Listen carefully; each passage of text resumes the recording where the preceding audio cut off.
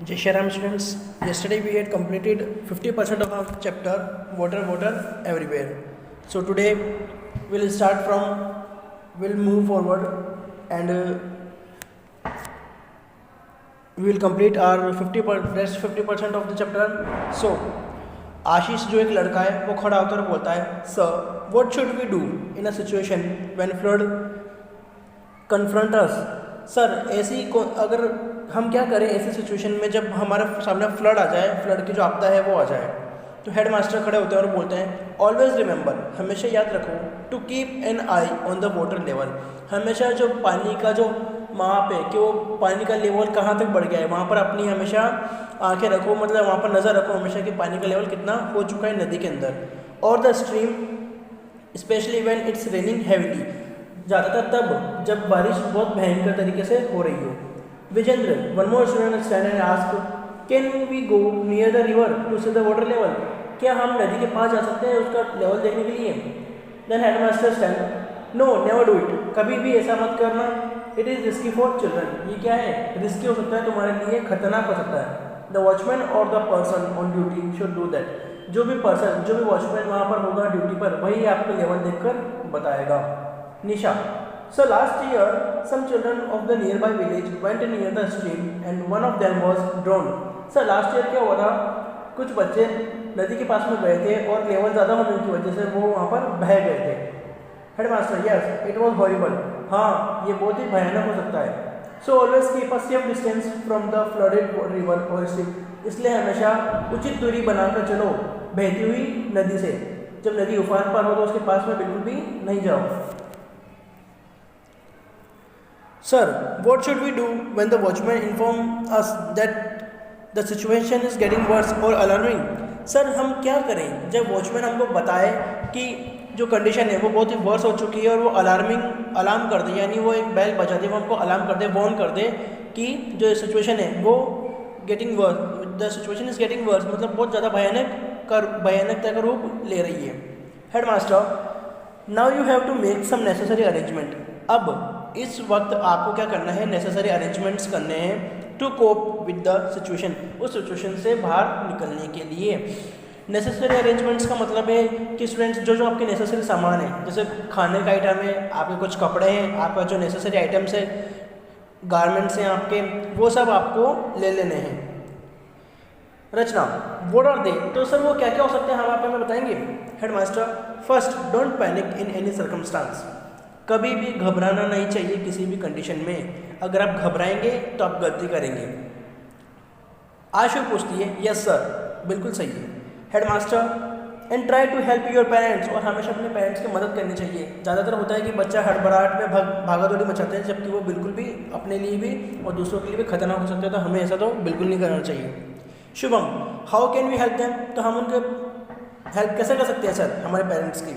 Headmaster, if your house is in danger, अगर आपका house danger में यानी डूबने वाला हो, move out immediately to a safe distance, तो वहाँ से फटाफट बाहर निकलो और किसी सेफ डिस्टेंस, किसी सुरक्षित जगह पर जाकर खड़े हो। Nagina, should we climb a tree, तो क्या सर हम पेड़ पर चढ़ जाएं।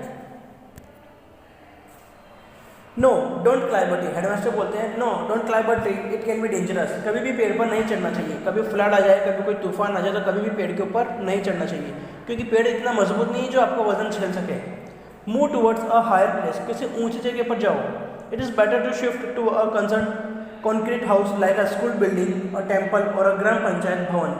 अगर आप गाँव में रहते हैं तो किसी कॉन्क्रीट की बनी हुई जो बिल्डिंग है, जैसे स्कूल की बिल्डिंग हो सकती है, टेम्पल की बिल्डिंग जो ऊंची है, उस पर आपको जाकर खड़े होना चाहिए। Balwan, how can we save our cattle sir, अब भाई हम हमारी तो रक्षा कर लेंगे, लेकिन हमारे कैटल जो है, हमारे जो भेड़ बकरी है, हमारे गाय भैंस है, उनकी रक्षा कैसे करें। Headmaster, free all of them and try to make them to a safer place, उन सबको पहले से ही, अगर आपको लगे कि फ्लड आने वाला है तो आप उन सबको पहले से ही फ्री कर दो और किसी सेफ जगह पर उनको पहुँचा दो। Abu, what else can we do, तो सर हम उनके लिए क्या कर सकते हैं। Take some eatables, clothes, a torch or candles, match boxes and other essential items and leave your house for a safer place. कुछ eatables यानी कुछ खाने पीने की वस्तु, कपड़े, टॉर्च वगैरह जो आपको रात में काम आएगी, मैच बॉक्सेस जो आपको आग जलाने में काम आएगी, एंड अदर एसेंशियल आइटम्स, और कुछ अलग नेसेसरी जो आइटम्स हैं, ज़रूरत की जो चीज़ें हैं, वो आपको लेकर किसी सेफ प्लेस पर चले जाना चाहिए। Yes sir, what should we do after the flood? हम अब जब फ्लड आकर चला जाए तो उसके बाद हमें क्या करना चाहिए? ट्राई टू क्लीन, हेडमास्टर बोलते हैं try to clean and disinfect your house. जब पानी, जो बाढ़ का जो पानी है, जब आपके घर के बाहर निकल जाए तो आप ऐसा करें कि सबसे पहले उसको, जो भी नीचे गंदा हो गया फर्श, उसको क्लीन करें, देन उसको डिसइंफेक्ट करें। डिसइंफेक्ट से मतलब है बेटा वहाँ पर जैसे कोई पेस्टिसाइड्स वगैरह या फिर कोई केमिकल वगैरह आप छिड़के, जिससे आपकी जो सराउंडिंग्स है वो क्लियर हो जाए। And early as possible, always remember prevention is better than cure. और हमेशा ध्यान रहे कि सावधानी ही सबसे सर्वश्रेष्ठ है। आप सावधानी रखेंगे तो आपको ऐसे प्रॉब्लम का सामना नहीं करना पड़ेगा। Nisha, sir how can we disinfect our house? हम अपने घर को स्वच्छ कैसे बना सकते हैं? Headmaster, spray some pesticides like DDT, lime water, kerosene, phenol etcetera in and around your house.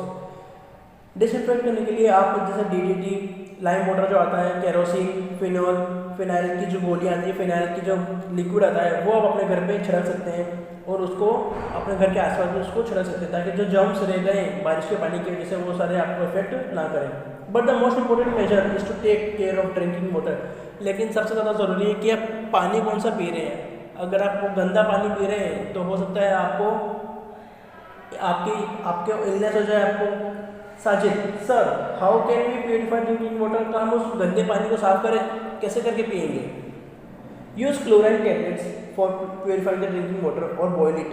Chlorine की जो टेबलेट्स आती है, आप उसको पानी में डालो और उसको साफ कर लो, या फिर उसको बॉयल कर लो। बॉयल करने से, क्लोराइन की टेबलेट्स डालने से वो पानी आपको बिल्कुल साफ हो जाएगा। अब what else we can do sir? और इसके अलावा हम क्या कर सकते हैं? Headmaster, take the members of your family. आप अपनी फैमिली के मेंबर्स को लो टू अ हॉस्पिटल। जो भी मान लीजिए अगर कोई फैमिली मेम्बर आपका बीमार पड़ जाता है तो आप उसको हॉस्पिटल ले जाइए। And the cater to a veterinary hospitals. जो एनिमल्स होते हैं उसका जो डॉक्टर होता है उसको बोलते हैं veterinary. To get proper medical, उनको अच्छे से दवाइयाँ मिल सके, उनको अच्छे से फैसिलिटी मिल सके, ट्रीटमेंट मिल सके। And vaccination against diseases. अगर कोई भी डिजीज़ हो जाती है आपको, जैसे क्लोरिया, मलेरिया हो जाए, तो उसके अगेंस्ट आपको कोई ना कोई वैक्सीनेशन ज़रूर लेना है। जैसे इस बीच अभी कोरोना चल रहा है तो आप भी अपना वैक्सीनेशन प्रॉपर कराइए, ठीक है? दोनों डोज लीजिए। अभी बूस्टर डोज आ गई है तो आप अपने पेरेंट्स को भी बोलिए, आपके पेरेंट्स भी बूस्टर डोज ले लेंगे ताकि आप सेफ रह सकें। बिकॉज यहाँ पर दे रखा है prevention is better than cure. बचाव ही बीमारी से बचाव ही सबसे बड़ा उपाय है। सो आई होप स्टूडेंट्स आपको चैप्टर समझ में आया होगा। नेक्स्ट वीडियो में अपन बात करेंगे इसके क्वेश्चन आंसर्स की और एक्टिविटीज़ की। तब तक के लिए bye, good bye, see you.